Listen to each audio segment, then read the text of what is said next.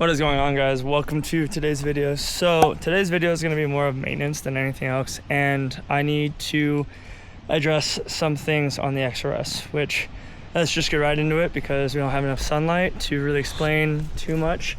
But unfortunately, I'm having a lot of play back and forth and a lot of play up and down, which signifies that a wheel bearing is out. And why is a wheel bearing out, you might ask? Well, unfortunately, when we went to the California trip, which you guys already saw in the last video, basically the brake caliper, some idiot decided to put anti-seize on the brake caliper bolts. So whoever that was, I really hope they don't ever work on cars because they have no idea what they're doing. So because of that, I had to drive, I want to say like an hour and a half to get back to Mark's house with the brake caliper we fixed that day, obviously, but then the wheel we didn't, so it was vibrating like crazy. So because of that, we got the wheel aligned again, thank God. Shout out to Mark for doing that because he used his connections to get us on a rebalanced wheel. But the problem is the damage was already done. So we went out on that Togue, the Canyon Run, with his XRS wheels, which I don't know if you guys saw, but we did, just so that I had wheels that I could run that weren't vibrating too much. The problem is that the damage was already done. So because of that, the wheel was already vibrating like crazy. The wheel bearing was already shot. So we're gonna go ahead and replace that today, and then we're also going to replace both brake rotors, because unfortunately on this side, when we went to torque the wheel lugs down, or we didn't, we just put them on with the gun. Unfortunately, when I was driving to Shelby's house in town, the wheel started coming off. Because the wheel started coming off, the rotor started coming off, and because the rotor started coming off, the rotor got a lip on it, unfortunately. So we're gonna go ahead and replace both rotors today, just because it's just, if we replace just this one and not the other one, the service on this would be a lot more than the other one, so it would pull to the right, and we don't want that. So we're gonna replace both of them, both rotors, and it's really inexpensive to do that, so we might as well. And then we're gonna go ahead and replace the hub on that side, which that's gonna be a fun thing for me to experience because I've never actually replaced a hub on one of these and they're pressed in. So we're gonna go ahead and do that. We'll go from there. So let's get into it.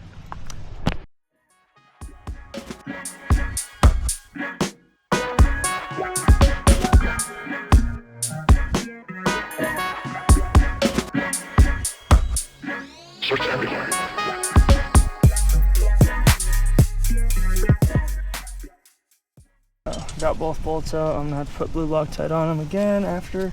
But this right here, I don't know what I was doing, but that right there, that hose being pushed on that's not supposed to be like that. That wasn't a good thing for me to do.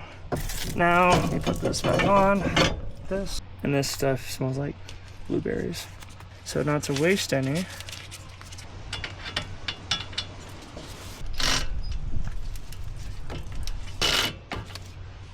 there we go. Cool. This side is donezo, so now we're gonna go to the other side. The other side is where the real work begins. So.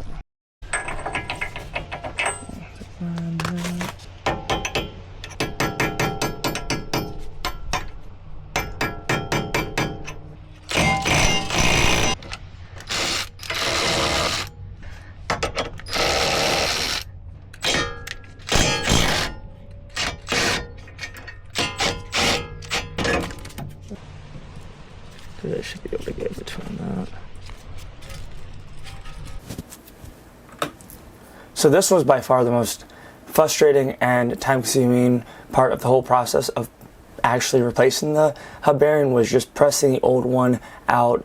You need to be able to find an adapter to basically land on the outer race, where you're seeing here, I had adapters from a ball joint press that I had just laying around. Thankfully I had it, because if not, I think this whole process would have been nearly impossible. But here I'm also stacking adapters on so that the 2-ton press didn't have to go that far because I didn't want to max the bottle jack out to the point where there was no more pressure. So we ended up finding the adapters, pressing them out, and getting everything out, which was awesome because I used the outer race, the old outer race, to be able to press the new one in. So it all worked out in the end, got it done, but this was probably the most frustrating part, and what I'm about to tell you in the next is going to make everything make a little bit more sense of why this was so frustrating. So got it done, but here we go.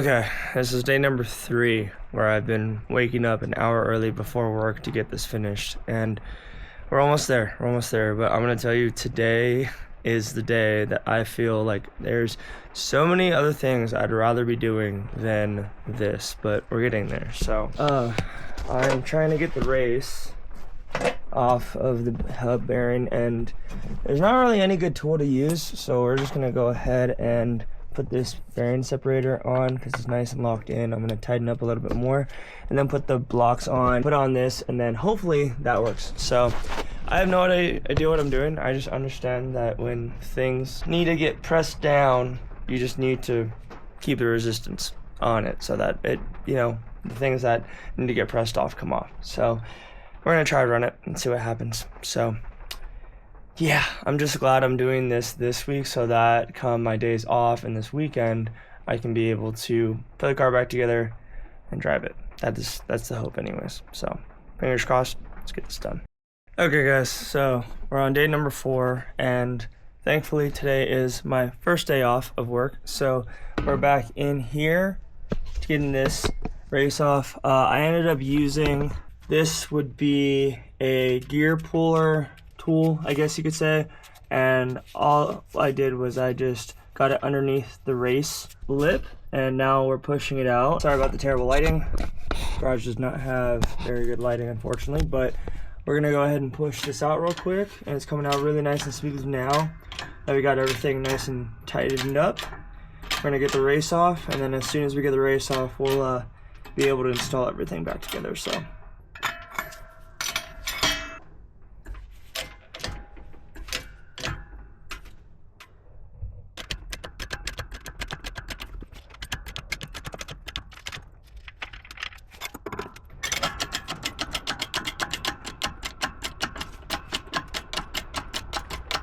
there we go, and that is how you get the race off.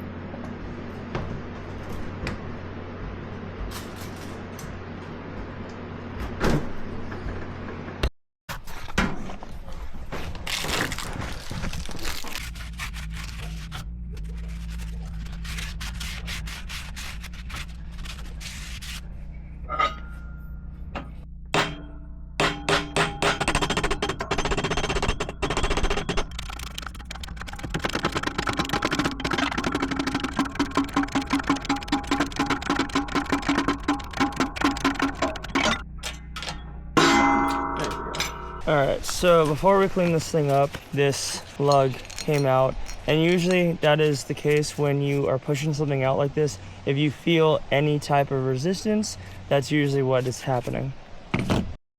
Okay, so first what we're going to do is take the spindle so that when we do wire wheel it, nothing hits or frays the spline. Second, we're going to put this on because this needs to get back put on because that's what we pushed out, unfortunately, when it wasn't going in all the way. And then to seat these, it's actually extremely easy.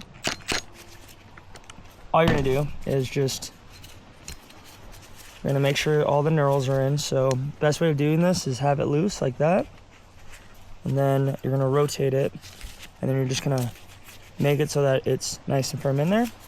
And then you're gonna take whatever socket size it is and just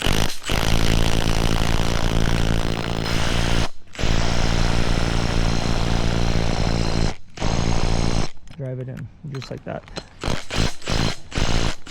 I would probably prefer if you guys used a lug that you're not really like too worried about, that also has an acorn angle to it, like this is a 60-degree pitch to it, because then it will be able to go into this little groove and pull the bolt. So now that that's good, let's go ahead and clean this up real quick.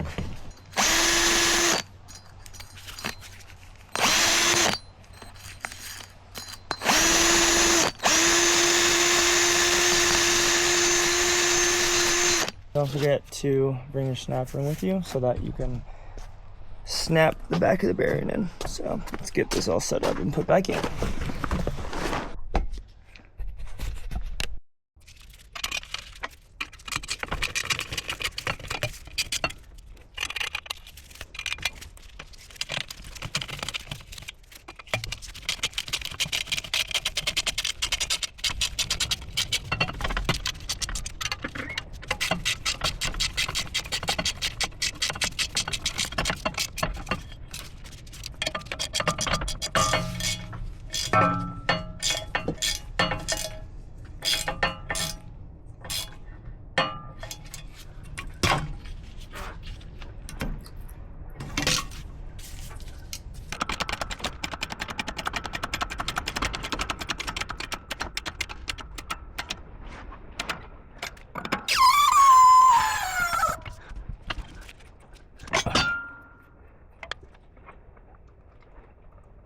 So much in here.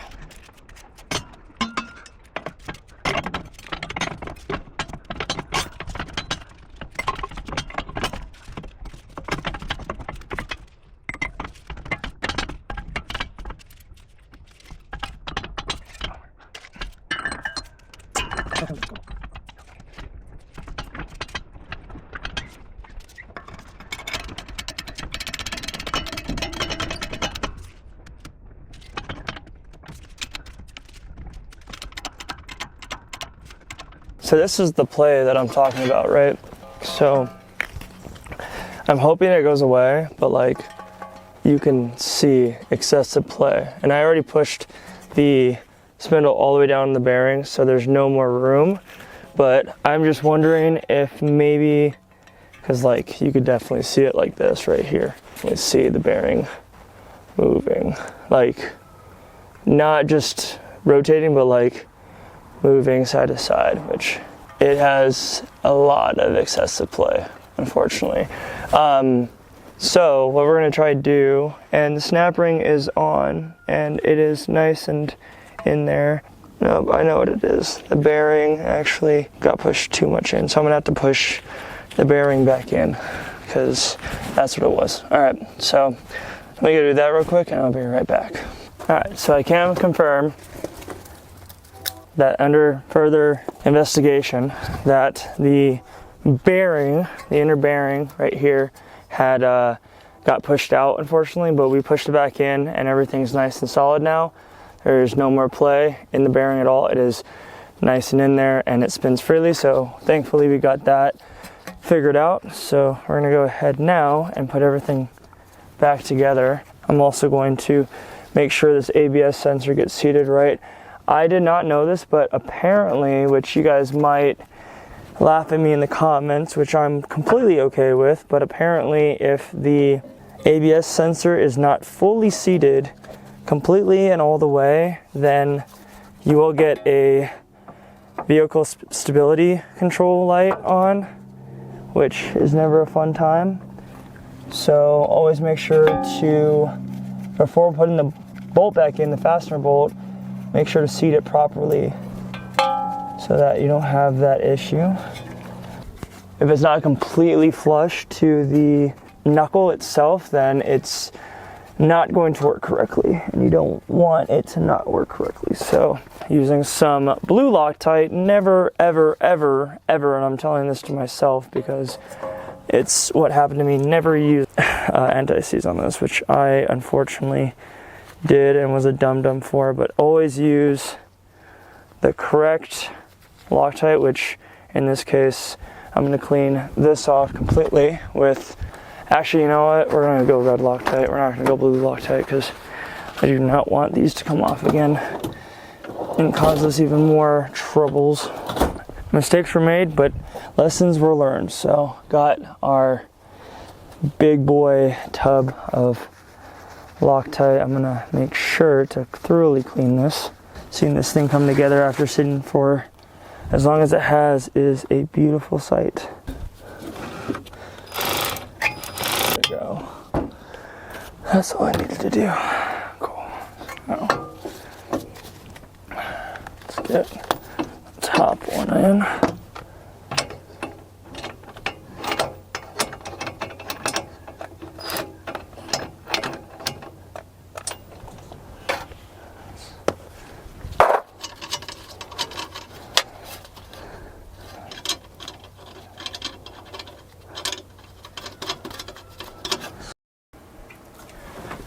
Okay guys, I promise you that I'm gonna get better at making these outros and finishing off videos. I'm a little behind on the videos, I'm not gonna lie, just because so far I've been doing a lot of car meet videos, and with those videos I want to get them out as soon as possible. So these videos that you're gonna see, I think I have one more video after this one that kind of is a little further back. It's kind of between when we went to NorCal with Mark and Jimmy, and when we went to the anniversary of EG's and Mux Collections. I wanted to just let you guys know that, but I want to get these videos out to you guys because not only are they going over the repairs of the Matrix, but also they are kind of just videos that I think will benefit you guys if you guys need to do a hub bearing for any reason at all. I also want to let you guys know that I am doing my best to kind of go through showing you guys how to do things and how not to do things on these videos, but at the same time I am trying to learn how to do things because this is my first ever front-wheel drive hub bearing install.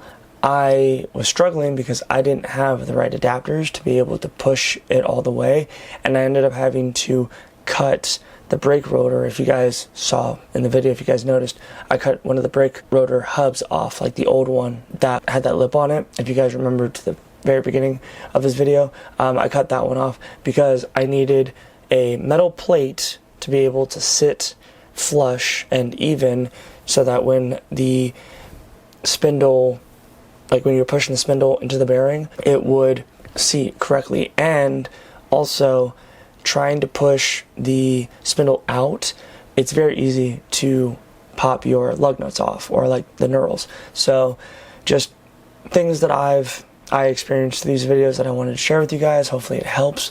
If you guys haven't already, definitely subscribe to the channel. I very much appreciate it.